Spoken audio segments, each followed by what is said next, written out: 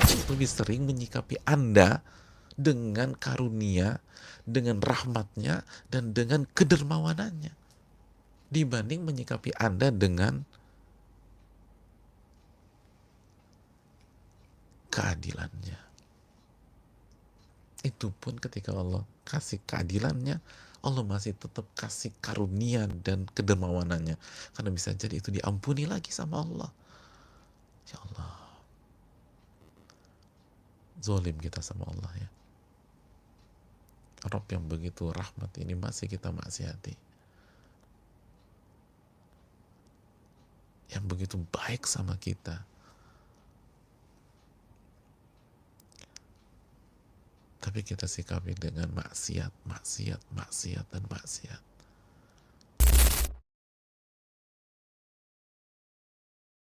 Wa'an Abil Abbas Abdullah bin Abbas bin Abdul Muttalib, dari Abil Abbas atau Abul Abbas, tergantung posisi kata ini di dalam kalimat bahasa Arab. Bisa Abul Abbas, bisa Abil Abbas. Karena ini majrur, maka Abil Abbas.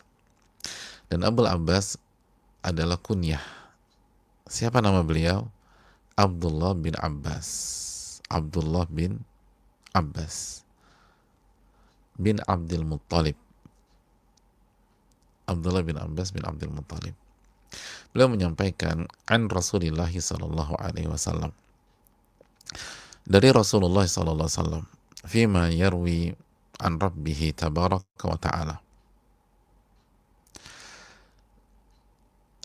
dalam hal yang beliau riwayatkan dari Rabbnya tabaraka wa ta'ala. Qal innallaha katabal hasanat was sayyiat, sesungguhnya Allah subhanahu wa ta'ala mencatat kebaikan dan keburukan,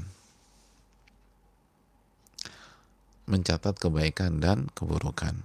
Thumma bayyana dhalik, lalu diterangkanlah dengan lebih detail.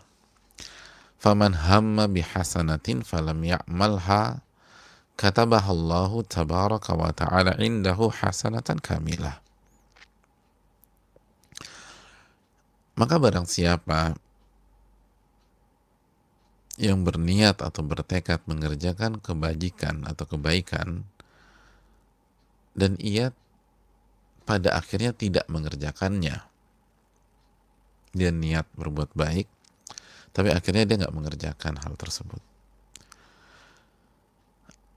apa yang terjadi? Katabahallahu tabaraka wa ta'ala indahu hasanatan kamilah, niscaya Allah akan catatkan untuknya kebaikan yang sempurna.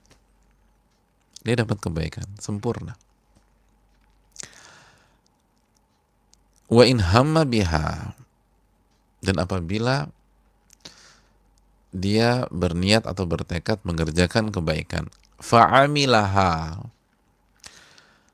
dan ia kerjakan kebaikan yang ia niatkan tersebut, katabahallahu ashra hasanatin ila sab'i mi'ati di'af ila ad'afin kathirah. Jadi bedanya yang kedua ini diamalin, dikerjain. Maka Allah mencatat 10 kebaikan sampai 700 kali lipat. Bahkan sampai lebih dari 700. Dengan pelipatan ganda yang sangat banyak. Ad'afin kathirah. Dilipat gandakan, lipat gandakan, lipat gandakan dengan sangat banyak. Dan Allah nggak sebut angka, atau Nabi SAW nggak sebut angka. Wa in hamma bisayyi'atin, kita lanjutkan, dan apabila dia berniat melakukan sebuah keburukan, falam ya'malha, dan dia tidak jadi mengerjakannya, niat maksiat tapi nggak jadi, katabahallahu ta'ala indahu hasanatan kamilah, maka Allah akan memberikan dia kebaikan yang sempurna. Dia orang dapat pahala, kebaikan yang sempurna. Wa in hamma biha fa'amilaha katabahallahu sayyi'atan wahidah. Dan apabila dia berniat mengerjakan maksiat atau keburukan tersebut dan dia akhirnya mengerjakannya, dia niat dan dia kerjakan itu keburukan, katabahallahu sayyi'atan wahidah, maka Allah catatkan untuknya satu keburukan, satu dosa. Muttafaqun alaih. Hadis ini dikeluarkan Imam Bukhari dan Muslim. Hadis yang sangat menarik dan penuh dengan hikmah dan mutiara. Tapi sebelum kita membahas pelajaran dari hadis ini, sekali lagi marilah kita berkenalan, berinteraksi dengan sahabat yang meriwayatkan hadis ini kepada kita. Beliau adalah sahabat yang sangat terkenal, ulamanya sahabat, imamnya para ahli tafsir, Abdullah bin Al-Abbas bin Abdul Muttalib bin Hashim bin Abdi Manaf bin Qusay bin Qurashi Al-Hashimi bin Qusay Al-Qurashi Al-Hashimi. Jadi Abdullah bin Abbas bin Abdul Muttalib bin Hashim bin Abdi Manaf bin Qusay dan seterusnya. Al-Qurashi Al-Hashimi. Kayaknya ada yang merasa cukup familiar ya dengan garis keturunan Abdul bin Abbas ya. Mungkin ada yang merasa, ada orang merasa bisa diulangi lagi nggak Ustaz? Oke, kita ulangi lagi ya. Abdullah bin Al-Abbas bin Abdul Muttalib bin Hashim bin Abdi Manaf bin Qusay. Sudah merasakan sesuatu yang familiar? Ya.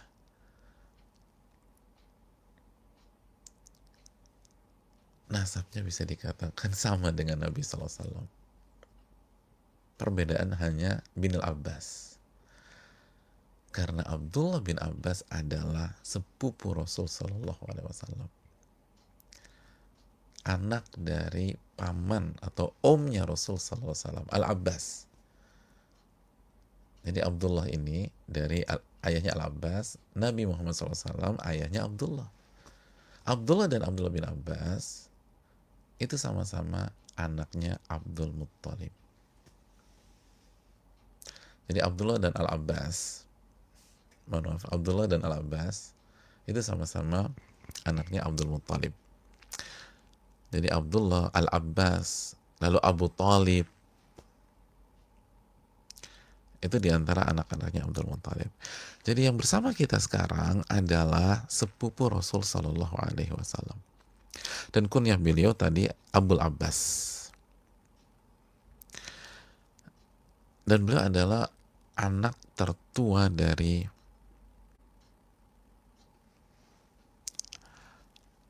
Al-Abbas, akbar waladi, anak tertua dari Al-Abbas. Dan beliau, Abdullah bin Abbas ini, itu lahir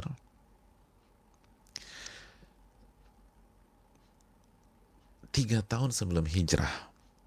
Jadi 3 tahun sebelum hijrah. 3 tahun sebelum hijrah. Makanya ketika Nabi SAW wafat, itu usianya baru 13 tahun gitu loh. Masih muda. Bukan muda lagi ya, remaja ya, 13 tahun. Jadi Nabi wafat SAW, usianya Abdullah bin Abbas ini baru kurang lebih 13 tahun. Tapi hadis yang beliau riwayatkan dari Nabi Shallallahu Alaihi Wasallam itu banyak banget, banyak sekali, banyak sekali. Makanya beliau atau banyak orang meriwayatkan hadis dari beliau. Hadis yang diriwayatkan dari beliau itu sampai 1660 hadis. 1660 hadis. Padahal masih kecil ya. Nabi SAW wafat di usia 13 tahun, tapi bisa meriwayatkan 1660 hadits Nabi SAW. Apa kuncinya? Kata para ulama, la zaman Nabi SAW. Beliau itu diantara orang-orang yang bermulazamah dengan Nabi SAW, berusaha selalu mendampingi Rasul SAW, berusaha selalu, bahasa kita, menempel Nabi SAW, seperti Abu Hurairah radhiyallahu taala anhu. Fa'akhadha anhu ilman jamma, maka beliau mendapatkan ilmu yang banyak sekali. Jadi memang perjuangan itu akan Allah ganjar. Kalau kita ada usaha, kita ada upaya, kita pengen belajar, lalu kita bergerak, kita aktif, nggak pasif. Kita jemput bola, kita cari, kita melangkah, kita berjuang, dapat insya Allah. Dapat insya Allah. Abdullah bin Abbas ini itu berusaha senantiasa berada bersama Nabi SAW semaksimal mungkin. Dan bukan hanya berada bersama Nabi, bukan hanya mendampingi Nabi, berkhidmat kepada Nabi SAW. Jadi seperti Abu Hurairah juga. Lihat, kunci orang sukses itu semua sama. Taufik dari Allah, lalu berjuang, berkhidmat. Dan salah satu kunci keberhasilan beliau itu dapat doa dari Nabi SAW. Dapat doa dari Nabi SAW.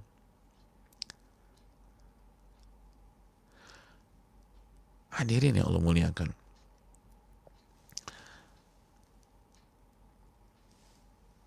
Beliau cerita bagaimana beliau bisa dapat doa dari Nabi SAW. Kata beliau, anna Nabi SAW dakhala al-khala' fawada'tu lahu wadu. Nabi SAW masuk ke kamar mandi, atau bahasa kita kamar khala itu tempat buang hajat ya di zaman dulu, yang artinya ada cekungan, ada beginian, jadi agak jauh. Bahasa kita kamar mandi deh. Dan Nabi SAW masuk, fawada'tu lahu wadu.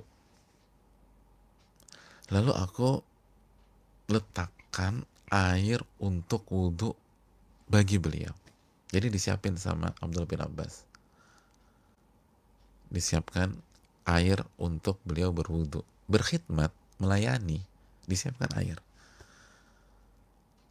Begitu Nabi SAW melihat ada air wudhu, Nabi tanya, man wudu'a hadha? Siapa yang menyiapkan air ini? Lalu disampaikan, aku sampaikan, ya saya Rasul. Kalau Allahumma faqihu fiddin. Jadi disampaikan, ini Abdullah bin Abbas yang menyiapkan. Lalu Nabi SAW berdoa, Allahumma faqihu fiddin, dalam hadis Bukhari. Ya Allah, pahamkanlah dia tentang agamanya. Dapat doa, dan doa Nabi diijabah sama Allah. Beliau jadi ulama. Jadi pakar tafsir. Dan dalam riwayat yang lain, Abdullah bin Abbas mengatakan, dhammani Rasulullah SAW. Nabi memelukku. Lalu Nabi berdoa, Allahumma alimhul kitab. Ya Allah, ajarkan dia kitab sucimu, ya Allah. Ajarkan dia tafsir Al-Quran. Dan diijabah sama Allah Subhanahu wa ta'ala. Diijabah oleh Allah Subhanahu wa ta'ala. Makanya Abdullah bin Mas'ud mengatakan, ni'mat turjumanil Quran Abdullah bin Abbas. Sebaik-baik orang yang mentafsirkan Al-Quran, ini kata Abdullah bin Mas'ud, sahabat besar, sebaik-baik orang yang mentafsirkan Al-Quran, Abdullah bin Abbas. Sebaik-baik orang. Lihat kuncinya. Kuncinya adalah ngejar. berusaha, lakukan sebuah effort, bahkan dampingi ahli ilmu, berkhidmat kepada ahli ilmu, maka kita akan dapat, kita akan didoain gitu loh. Lalu insya Allah akan kasih keberkahan. Sebaik-baik pakar tafsir, kata Abdullah bin Abbas. Abdullah bin Abbas. Dan lihat bagaimana dari kecil itu sudah dikondisikan mendampingi Rasul Sallallahu Alaihi Wasallam, berkhidmat dengan Nabi Sallallahu Alaihi Wasallam. Oleh karena itu, hadirin yang Allah muliakan, kayak Abu Hurairah. Ingat bagaimana Abu Hurairah berkhidmat dengan Nabi? Ya Rasulullah, saya antar Hasan Husain ini ke ibunya. Gak usah. Itu sekali lagi kunci, salah satu kunci sukses setelah taufik dari Allah. Jadi berusaha, belajar, mendampingi, nanya, dan lain sebagainya. Dan Abdullah bin Abbas, hadirin yang Allah muliakan, adalah salah satu kesayangannya Umar bin Khattab radhiyallahu ta'ala. Salah satu kesayangannya Umar bin Khattab radhiyallahu ta'ala anhu. Dan beliau itu bisa dikatakan salah satu orang yang komplit lah. Komplit. Allah kasih kelebihannya dari sisi ilmu, Masya Allah. Dari sisi amal kesantunan luar biasa, dari sisi fisik spesial. Dijelaskan oleh Al-Imam Masruq. Beliau katakan, kuntu idza ra'aitu Abdullah bin Abbas qultu ajmalun nas. Aku tuh kalau ngelihat Abdullah bin Abbas, aku kalau ngelihat Abdullah bin Abbas, aku akan mengatakan dia orang yang paling tampan, orang yang ganteng, good looking, menarik. Dan kita tahu kan, bukan hanya Abdullah bin Abbas itu bukan hanya ganteng, tapi jaga penampilan banget. Jaga penampilan. Dan jaga penampilan bukan hanya di luar dan di dalam rumah. Makanya kan pernah ditanya, kok necis banget sih, kata Abdullah bin Abbas apa? Uhibbu an atazayyana limraati kama uhibbu an tatazayyana li. Aku ingin tampil keren di hadapan istriku sebagaimana aku ingin istriku tampil cantik di hadapanku. Jadi beliau itu di luar, di dalam tuh oke banget.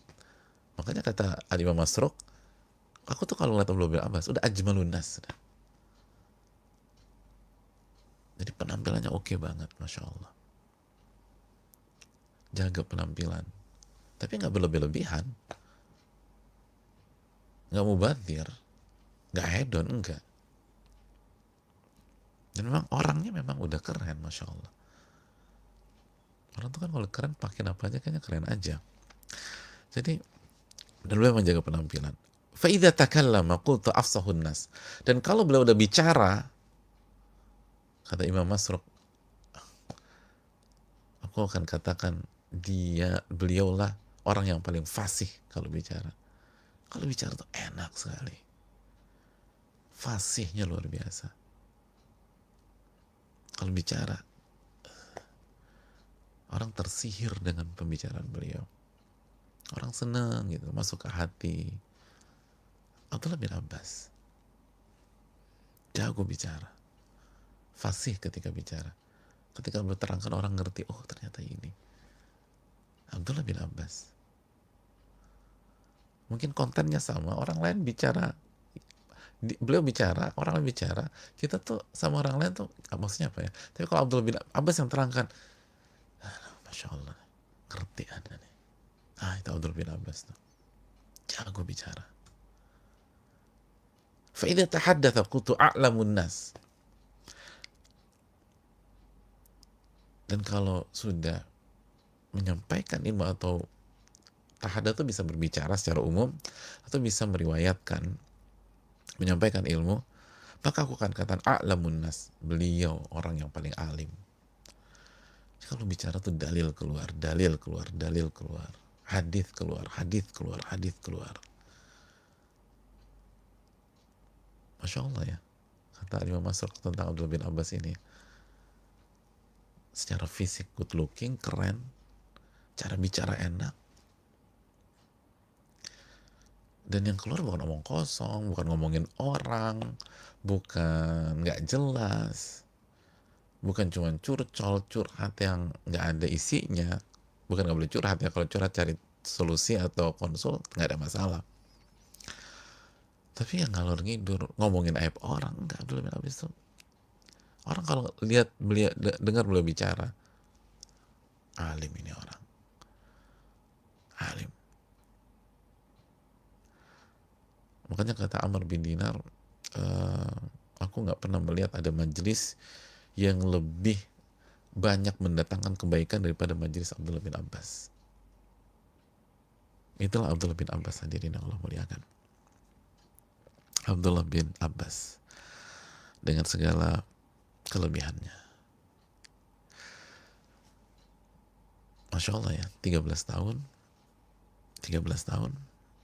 ketika Nabi wafat, dan beliau meninggal di Taif di tahun ke-68 Hijriah,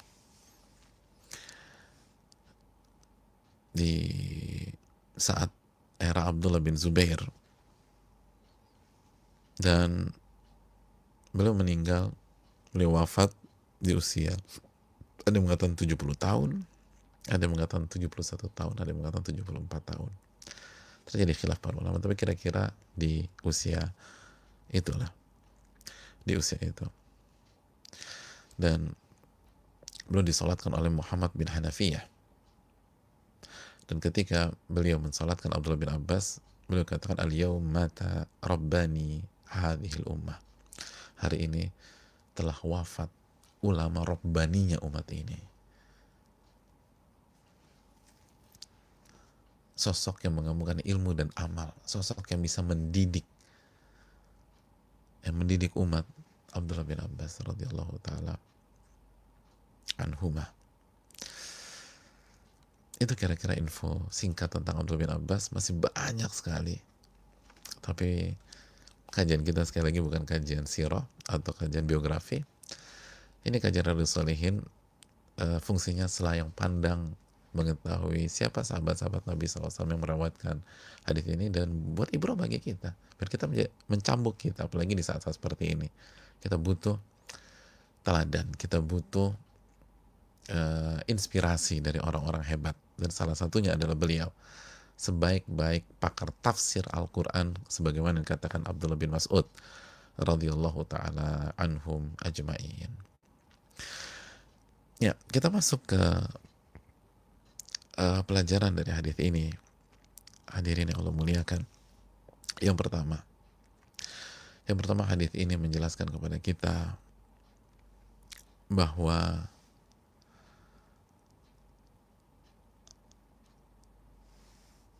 amal-amal kita dicatat oleh Allah. Amal-amal kita dicatat oleh Allah. Allah perintahkan malaikatnya untuk mencatat.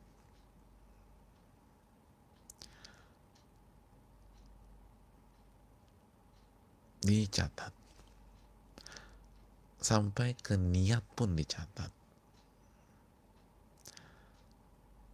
Dan itulah firman Allah dalam surat Al-Infitar ayat 10, ayat 11, dan ayat 12. Allah mengatakan, wa inna alaikum lahafidhin. Dan bagi kalian itu ada malaikat-malaikat yang senantiasa menjaga. Kiraman katibin. Mereka malaikat-malaikat yang mulia. Dan mereka mencatat. Katibin, mereka mencatat. Ya'lamuna ma taf'alun. Mereka tahu apa yang kalian kerjakan. Mereka tahu apa yang kalian kerjakan. Hadirin yang Allah muliakan. Mereka tahu apa yang kalian kerjakan. Maka ini yang perlu kita renungkan. Ini yang perlu kita camkan bersama jamaah sekalian yang Allah muliakan. Allah mencatat. Dan kita nggak lihat itu. Kita asal ngomong aja. Kita bebas aja. Kita main bertindak aja. Kita bilang mulut-mulut gua. Enggak. Allah mencatat kebaikan dan keburukan. Allah mencatat kebaikan dan keburukan. Makanya sebagian ulama klasik ketika diajak bicara yang nggak bagus, diajak bergibah, diajak bicara negatif, ada ngomong-ngomong macam-macam. Di antara mereka bertanya, kalau saya penuhi keinginan kalian, kita bicarakan hal negatif, kita ngomongin orang dan seterusnya, terus ternyata ada mata-mata di antara kita, lalu melaporkan ini kepada pihak yang berwenang, dan ada peraturan, ini nggak boleh nih, dilaporin. Kira-kira kita masih bicara nggak? Ya enggak lah. Kalau begitu, ucapkan bahwa Allah punya malaikat yang mencatat semua perbuatan dan pembicaraan kita, ketika kita membicarakan orang, ketika kita membicarakan hal yang buruk dan seterusnya. Wa inna alaikum lahafidhin kiraman katibin ya'lamuna ma taf'alun. Semua dicatat. Semua kebaikan dan keburukan dicatat. Itu hal yang perlu kita camkan jamaah yang Allah muliakan. Kita lanjutkan pelajaran yang berikutnya jamaah sekalian. Pelajaran yang berikutnya. Hadits ini menjelaskan kepada kita bahwa barang siapa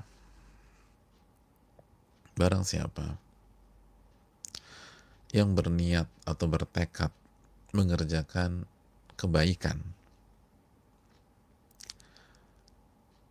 lalu ia tidak jadi mengerjakannya, maka Allah Subhanahu wa ta'ala mencatatkan satu kebaikan sempurna, hasanatan kamilah. Masya Allah. Niat. Contohnya gimana sih? Ada orang niat berwudu untuk baca Quran, tapi nggak jadi gitu loh. Udah niat nih, pokoknya aku nanti jam 7 mau wudu terus mau baca Quran. Dua nih, mau wudu terus baca Quran. Atau mau wudu sholat duha.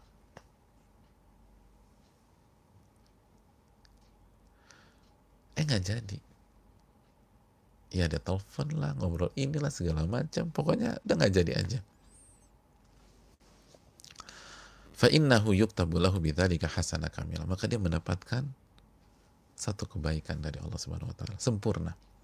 Satu kebaikan sempurna. Asik ya. Jadi kita niat nih, tapi jujur, benar-benar saya mau baca Quran, saya mau baca 3 juz misalnya. Di pagi ini sampai zuhur 3 juz. Nggak jadi. Nggak jadi. Sebatas nggak jadi aja. Kan ini nggak dijelasin, pokoknya nggak jadi. Maka dia dapat kebaikan sempurna. Atau kata Syekh Utsaimin ketika menjelaskan ini, rajulun hamma an yatasaddaq wa ayyana al-mal alladhi yuridu an yatasaddaq bihi thumma amsak wa lam yatasaddaq. Ada orang udah niat, udah tekad bersedekah, dan udah ditentukan dia mau sedekah berapa banyak. Aku mau sedekah 10 juta, udah ditentukan 10 juta pokoknya sedekah ya. Nggak jadi, dibatalin tuh 10 juta, nggak jadi sedekah. Fayuktabu lahu bidzalika hasanah kamilah, maka ia mendapatkan satu kebaikan sempurna. Sempurna. Pokoknya kita ada orang niat, pokoknya besok mau puasa Senin Kamis, misalnya di luar Ramadan. Besok hari Senin, niat puasa. Terus hari Kamisnya juga udah tekad, pokoknya aku mau puasa pekan ini Senin sama Kamis. Senin nggak puasa, Kamis nggak puasa. Tapi bener niat waktu itu. Nggak jadi. Nggak jadi deh. Maka dia dapat satu kebaikan sempurna. Satu kebaikan sempurna.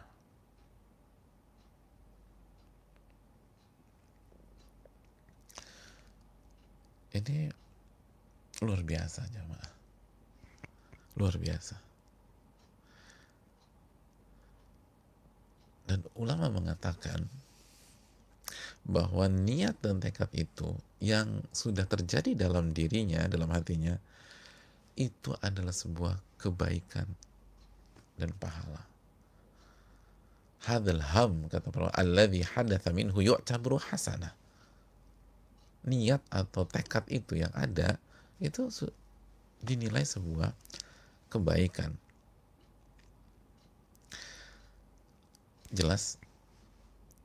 Jadi jangan pelit-pelit berniat, udah niat dulu. Udah terlepas jadi apa enggak, udah niat dulu deh. Niat dulu. Kalau nggak, tapi jujur ya, benar-benar ham tuh tekad, niat gitu loh. Kalau nggak jadi, udah dapat pahala kita. Udah dapat pahala. Sudah dapat pahala. Itu luar biasa. Ini yang perlu kita camkan. Yang jomblo niat nikah misalnya, udah niat dulu aja. Terlepas nikah apa enggak tuh nanti, itu urusan Allah. Niat nikah untuk memenuhi setengah agamanya, mengikuti sunnah Nabi SAW, udah niat. Jadi terapkan di banyak kesempatan. Niat bantu orang, aku pengen bantu orang nih besok nih, udah niat dulu aja, niat bantu orang. Itu pahala, kebaikan sempurna, kata Nabi SAW. Hasanah kamilah. Hasanah kamilah. Jelas poin ini? Kita lanjutkan hadis tersebut. Kondisi yang kedua dalam hadis ini, kondisi yang kedua, fa in hamma biha fa fa'amilaha katabahallahu 10 hasanat ila 700 dhi'af ila ad'afin katsirah. Kondisi yang kedua, barang siapa yang berniat atau bertekad mengerjakan sebuah kebaikan, lalu dia berhasil mengamalkannya, maka Allah mencatat 10 kebaikan, dilipat gandakan 10 kali lipat. Bukan 1, bukan 2, 10 kali lipat. Berhenti?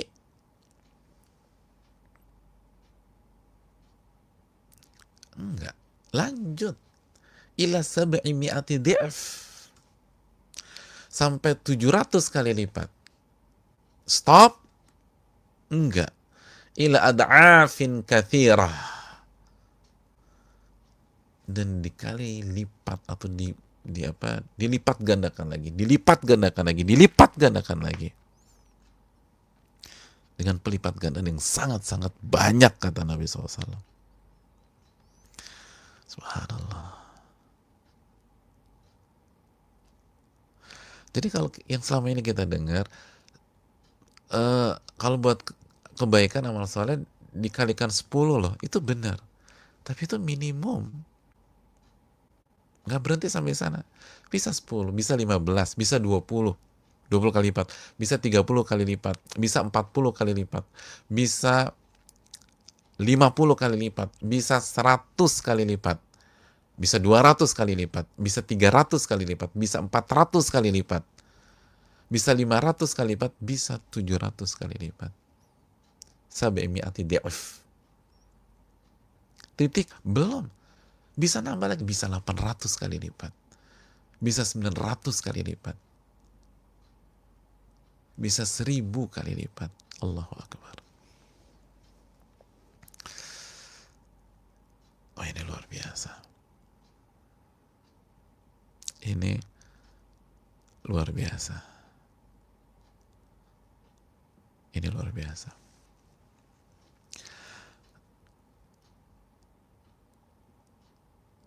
Rugi sekali kita ini kalau nggak memanfaatkan ini. 10 terus. Semuanya. Kayak misalnya baca Quran. Kata Nabi SAW, man qara harfan min kitabil fallahu bihi hasanah wa hasanah bi asyri amthaliha. Dalam hadis Tirmidzi, barang siapa yang membaca satu huruf, maka Allah akan lipat gandakan menjadi 10. Gabungkan dengan hadis ini.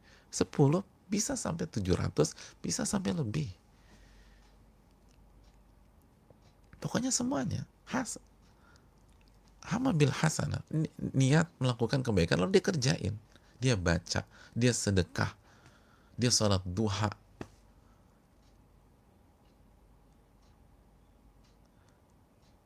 dia zikir,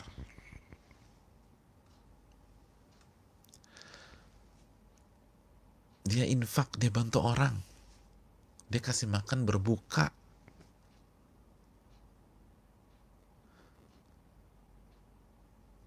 dia lakukan kebaikan,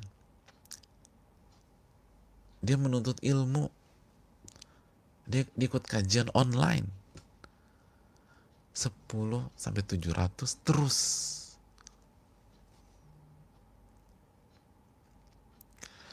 Para ulama menjelaskan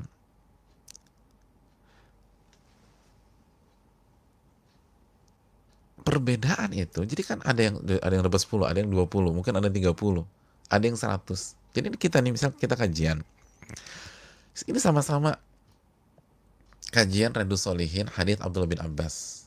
Ini di sisi Allah, ada yang dapat pahala misalnya 20 kali lipat, ada yang dapat pahala 100 kali lipat, ada yang dapat pahala 200 kali lipat, ada yang dapat pahala 400 kali lipat, ada yang dapat pahala 700 kali lipat. Padahal kajiannya sama. Orang beda-beda. Orang beda-beda. Apa parameternya? Secara global, dijelaskan para ulama secara global,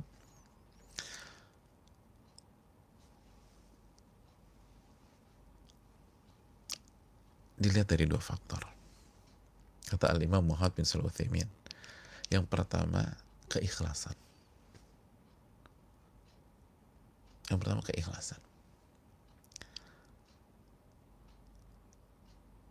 Dan yang kedua,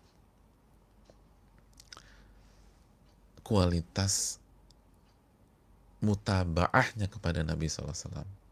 Kualitas ittiba'nya kepada Nabi SAW. Mutabah sama ittiba itu artinya apa, Ustaz? Ittiba atau mutabah artinya mengikuti Nabi SAW.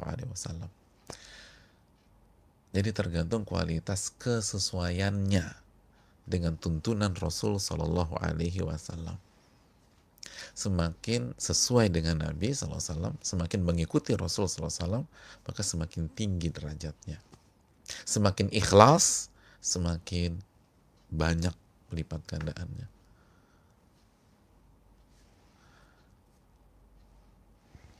Itu luar biasa.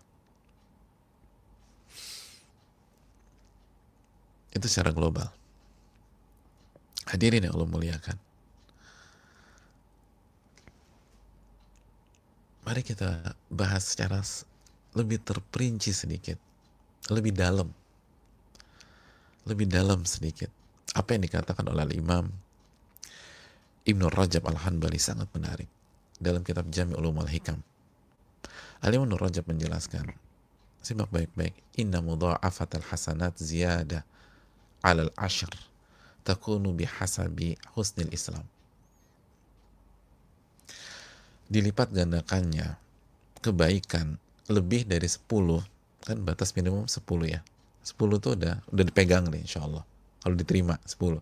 Terus lebih dari 10, itu tergantung yang pertama. Sebelum saya sebutkan, secara makna sama dengan keterangan Al-Imam Muhammad bin Shalih Al-Utsaimin, tapi ini lebih dalam. Biar kita lebih bisa menghayati. Yang pertama kata Al-Imam Ibnu Rajab, bihasabi husnil Islam. Tergantung baiknya keislamannya. Dan kita tahu salah satu makna Islam adalah amalan-amalan zahir, kesesuaian dengan sunnah Nabi SAW. Gerakannya benar atau enggak, sempurna apa enggak. Kesempurnaan apa sih kalau sholat tuh, sesempurna apa sih kamu ruku atau sujud gitu loh, itu kan sunnah Nabi SAW. Sesempurna apa sih kamu baca doa ruku dan sujud gitu loh. Sesempurna apa sih kamu duduk di antara dua sujud.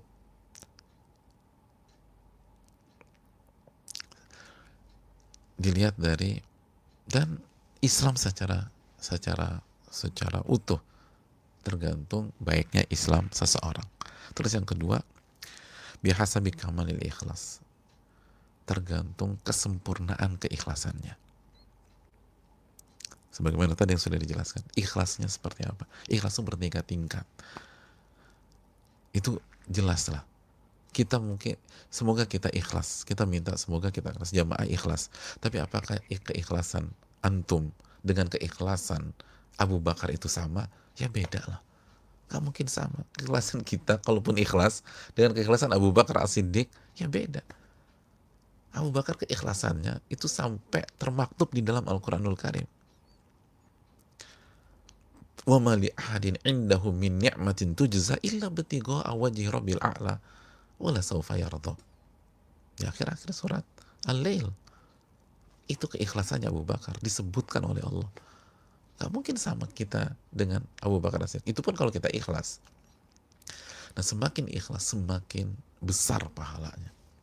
Semakin besar pahalanya. Jadi jaga keikhlasan, ini penting. Makanya ketika kondisi Ramadan kita nggak bisa maksimal, mainkan keikhlasan. Mainkan keikhlasan. Bisa jadi yang kita kerjakan secara gerakan, secara aktivitas fisik nggak sebanyak Ramadan tahun lalu atau 2 tahun lalu. Tapi karena keikhlasan kita luar biasa. Sekali puasa misalnya, kalau tahun-tahun lalu 10 kali lipat, 20 kali lipat. Tahun ini sekali puasa 700 kali lipat. Sekali puasa 1000 kali lipat. Sekali puasa 8000 kali lipat. Kan bebas. Kata Allah, kata Nabi SAW. Dilipat gandakan terus. Menang sama Ramadan tahun lalu. Padahal kita nggak bisa iktikaf misalnya, kita nggak bisa ini, nggak bisa itu. Tapi keikhlasan kita tahun ini jauh dibanding keikhlasan kita tahun lalu. Beda coba. Yang ketiga, wa bihasabi fadli dzalikal amal fi nafsi. Tergantung seberapa utamanya amal tersebut di dalam sanubarinya. Jadi tergantung seberapa dalam dia itu memuliakan tuh amal. Menganggap amal ini utama. Menganggap amal ini luar biasa. Semakin kita memuliakan sebuah amal soleh, semakin kita merasa ya Allah ini sesuatu banget, ini Masya Allah. Misalnya habis kita puasa hari ini, hari ke-11, begitu selesai tuh kayaknya tuh ya Allah gue berhasil puasa hari ke-11. Itu saking begitunya tuh, itu beda pahalanya dengan orang yang selesai hari ke-11 nanti ya biasa-biasa aja. Alhamdulillah. Bahkan yang ini yang gue tunggu-tunggu, adzan maghrib dari tadi lama amat gitu, itu beda. Kalau orang ya Allah Masya Allah berhasil hari ke-11, yang baru-baru masuk Islam misalnya, atau yang baru hijrah, Dari orok sih udah Islam, tapi nggak pernah puasa. Hari ini, tahun ini puasa pertamanya, bayangkan puasa pertama, nggak pernah puasa. Padahal Muslim, nggak pernah puasa. Hari Jumat kemarin itu puasa perdananya, ya Allah dia nangis, ya Allah terharu biru.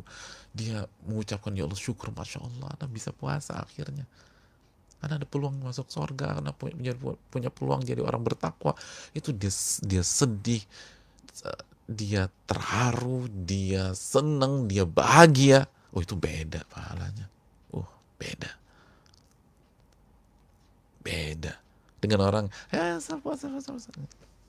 jangan lebay. Apalagi dibilang gitu. Itu bukan lebay, itu ribuan, bisa jadi itu ribuan kali lipat pahala. Bisa jadi kita nggak tahu. Ini kan dijelaskan Imam Ibnu Rajab. Semakin amalan itu sesuatu banget buat kita, luar biasa. Itu pahalanya dilipat gandakan terus. Makanya sebagaimana yang sudah kita sampaikan dari awal, mainkan amalan hati kita jemaah, mainkan amalan hati kita di Ramadan tahun ini. Ini pahala di mana-mana. Tapi kalau kita flat gitu aja, kita hambar, ya mau apa sahur segala macam, nggak ada.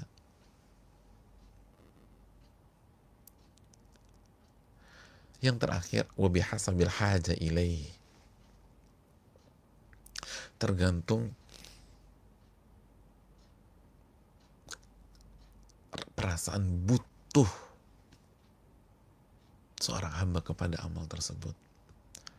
Semakin kita merasa butuh, semakin besar pahalanya. Merasa butuh. Kita ikut kajian, kita merasa butuh nih. Kita merasa butuh, saya butuh nih ilmu. Oh itu pahalanya gede. Kita ikut kajian dan kita terharu banget, ya Allah ini kajian yang saya tunggu-tunggu. Ini ilmu nih. Ternyata Allah bisa kasih saya ilmu juga. Saya pikir dulu tuh saya nggak ada bakat jadi orang baik. Dia terharu, ya Allah, saya baru tahu. Umur udah sekian, ternyata umur udah 40-an, saya baru tahu tafsir surat Al-Fatihah misalnya. Itu udah bener-bener dalam. Ini saya butuh nih. Oh itu pahalanya gede, coba. Itu dilipat gandakan, dilipat gandakan, dilipat gandakan, dilipat gandakan. Terapkan kepada semua amalan. Ini kalimat mahal dari Al-Imam Ibnu Rajab rahimahullah. Jadi kalau hati kita datar-datar aja, hambar-hambar aja, kan ada kan gitu ya, kita kajian aja, kita belajar, ini cuman nyatet sih, dengan orang nyatet, ya Allah, ini yang saya cari-cari. Ya Allah, masalah nyatet tuh sampai berkaca-kaca matanya, sampai sedih gitu, dia evaluasi. Lu dari dulu gue kemana aja nih gitu loh. Kan ini selama ini yang gue butuhin. Pantesannya hidup gue berantakan. Gue nggak dapat kebahagiaan. Ini masalahnya. Oh itu pahala beda. Pahala beda. Sama-sama diterima, pahala beda. Itu bisa 700 kali lipat, bisa 800, bisa 1000, bisa 2000, bisa 4000. Ini kuncinya. Oh dalam jamaah. Allah ta'ala alam bisawab. Kita lanjutkan.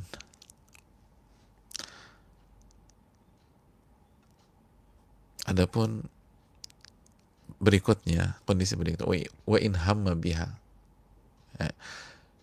wa in hamma bisayyi'atin, dan barang siapa yang berniat atau bertekad melakukan maksiat, falam ya'malha, lalu dia tidak jadi mengerjakannya, katabahallahu indahu hasanatan kamilah, maka justru Allah kasih satu kebaikan yang sempurna. Satu kebaikan yang sempurna. Satu kebaikan yang sempurna.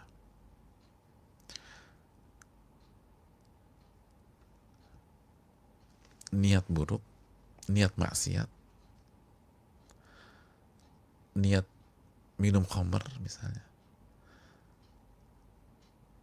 niat dugem, niat zina, nggak jadi dapat pahala.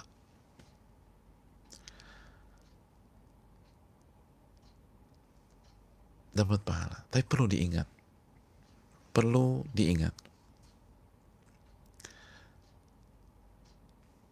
rahasianya ada di hadis lain atau di riwayat lain, hadis Muslim. Nabi SAW bersabda, innama tarakaha min jarrai. Dia batalkan itu, dia nggak jadi lakukan, dia tinggalkan niat buruknya tersebut, min jarraya, karena aku, kata Allah Subhanahu wa ta'ala, karena takut kepada Allah Subhanahu wa ta'ala, karena takut kepada Allah Subhanahu wa ta'ala.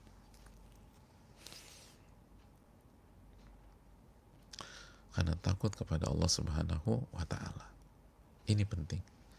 Ini menjelaskan kenapa bisa dapat pahala. Karena dia meninggalkan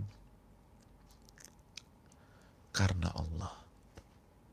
Karena Allah.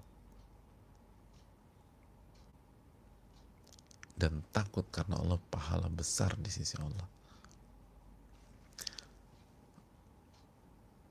Pahala besar di sisi Allah. Ini karena Allah. Makanya tidak kontradiksi dengan hadis Abu Bakrah yang udah niat membunuh, tapi terbunuh, niat membunuh orang, terbunuh, dan kata Nabi masuk neraka. Bedanya apa? Dia nggak jadi karena dia berniat, udah berusaha, ada effort, terus nggak jadi karena faktor lain. Bukan karena takut karena Allah. Ini nggak jadi semata-mata karena takut kepada Allah. Dapat pahala. Makanya jangan salah. Nanti kita bingung. Tadi waktu di hadis Abu Bakar kok masuk neraka, ini dapat pahala. Beda kasus, jamaah. Beda kasus. Makanya catat hadis riwayat Imam Muslim di atas. Innama tarakaha min jarrai. Sesungguhnya dia tinggalkan itu karena dia takut kepadaku, kata Allah Subhanahu wa ta'ala. Dia takut kepadaku.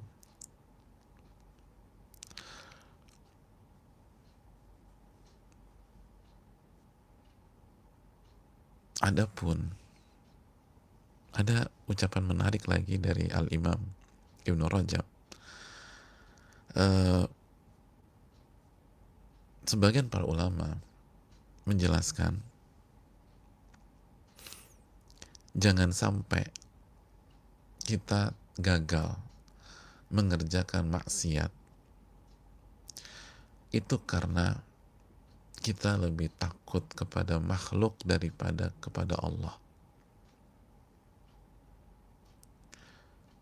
Itu diangkat oleh sebagian para ulama, seperti diangkat oleh Al-Imam Ibnu Rajab dalam Jami' Ulumul Hikam, diangkat oleh Imam Ibnul Qayyim dalam Dakwah Dawa.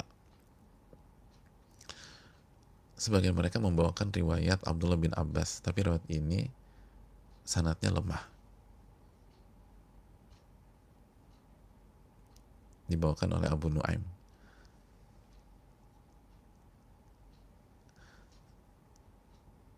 Tapi intinya diaminkan oleh para ulama.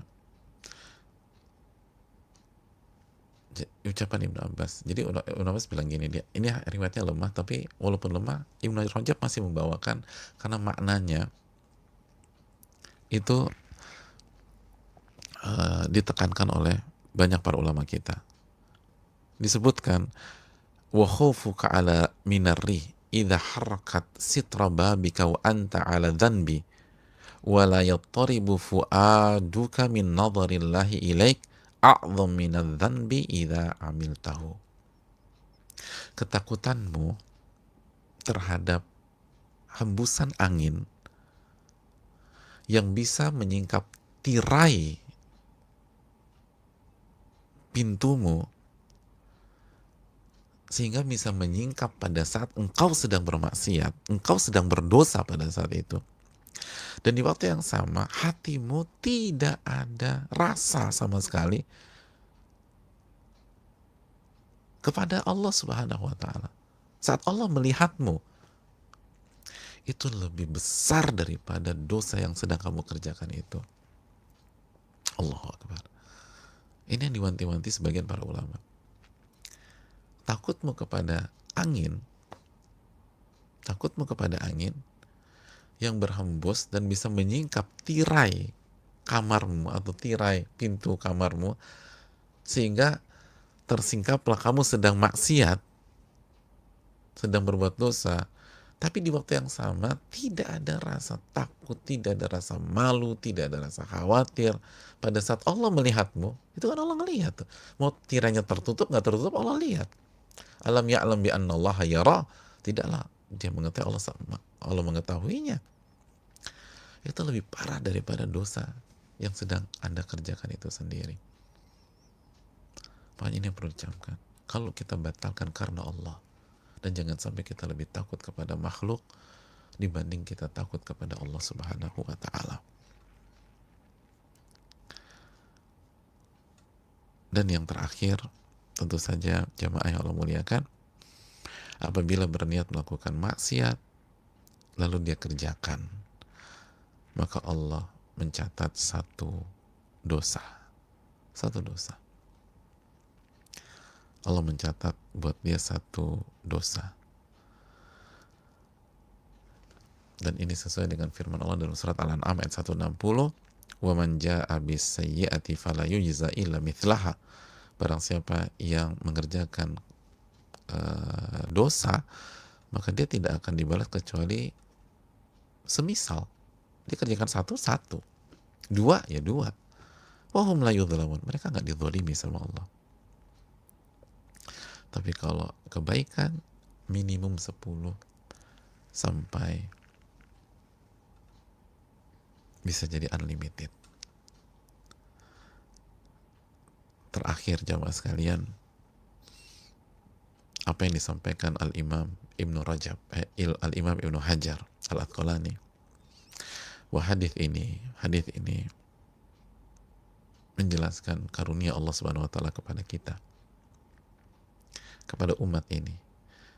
Ibnu Hajar membawakan ucapan Al-Imam Ibnu Battal yang menyatakan bahwa hadis ini menunjukkan karunia Allah kepada umat ini.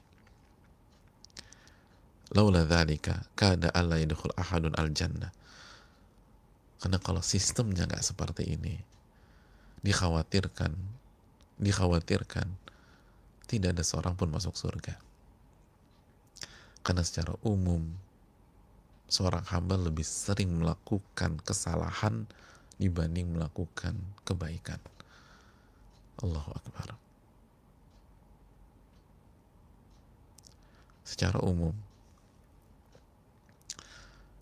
kita ini lebih banyak melakukan kesalahan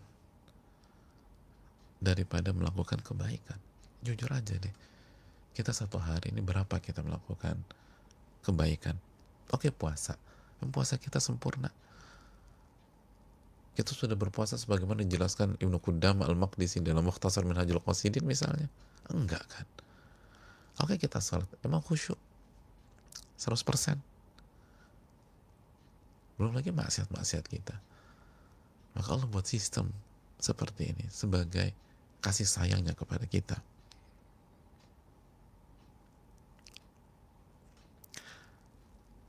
Makanya konsepnya adalah Allah memberikan rahmat dan karunia-Nya untuk bab pahala, dan Allah gunakan keadilannya untuk bab dosa.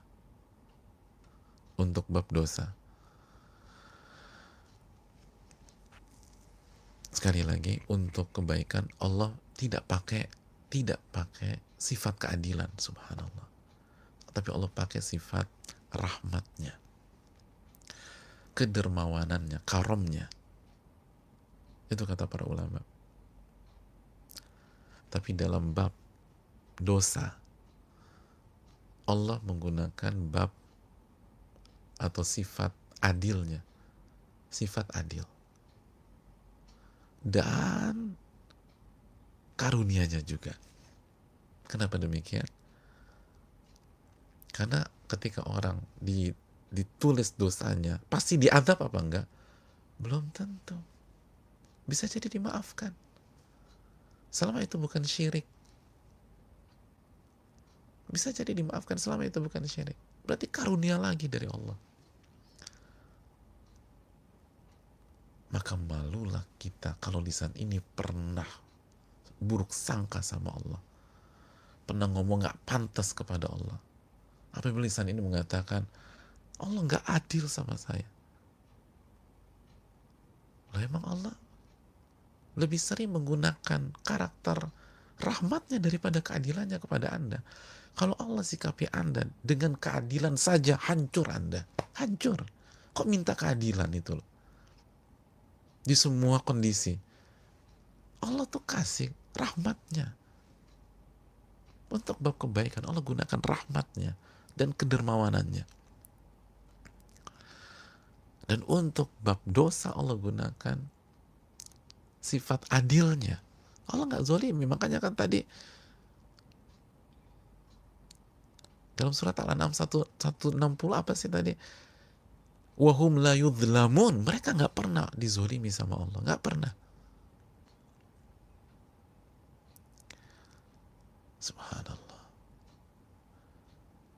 Manusia yang zoluman jahula. Zolimnya kelewatan, bodohnya minta ampun. Al-Azab ayat 72 itu. Kok bisa ada orang hanya minta sifat keadilan Allah? Oh, saya minta keadilan di sini. Allah nggak adil. Emang Allah nggak adil. Secara, bukan secara mutlak, tapi maksudnya Allah tuh lebih sering menyikapi Anda dengan karunia, dengan rahmatnya, dan dengan kedermawanannya dibanding menyikapi Anda dengan keadilannya. Itu pun ketika Allah kasih keadilannya, Allah masih tetap kasih karunia dan kedermawanannya. Karena bisa jadi itu diampuni lagi sama Allah. Ya Allah. Zolim kita sama Allah ya. Rabb yang begitu rahmat ini masih kita maksiati. Yang begitu baik sama kita. Tapi kita sikapi dengan maksiat, dan maksiat. Saudaraku yang Allah muliakan, hadis ini membuka mata kita betapa baiknya Allah sama kita, betapa sayangnya Allah sama kita, betapa besar kedermawanan Allah sama kita. Bukan nggak apple to apple, nggak 1 versus 1, minimum 10 versus 1. Itu pun kalau 10, bisa jadi 20 kali lipat, bisa jadi 40 kali lipat, bisa jadi 50 kali lipat, bisa jadi 700 kali lipat.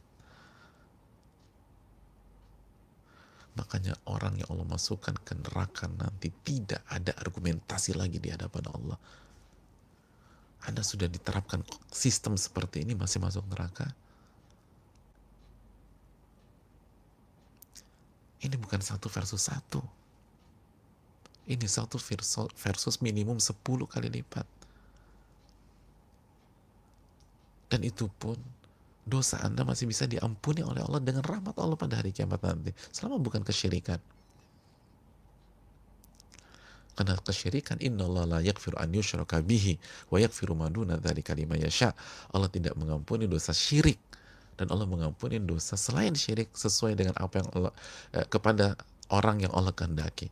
Dan yang dimaksud oleh ayat ini adalah jika kita belum bertobat dari kesyirikan. Kalau sudah bertobat dari kesyirikan, diampuni oleh Allah. Innallaha la yaghfiru an yushraka bih wa yaghfiru ma duna dzalika liman yasha. Allah tidak mengampuni dosa syirik. Dalam surat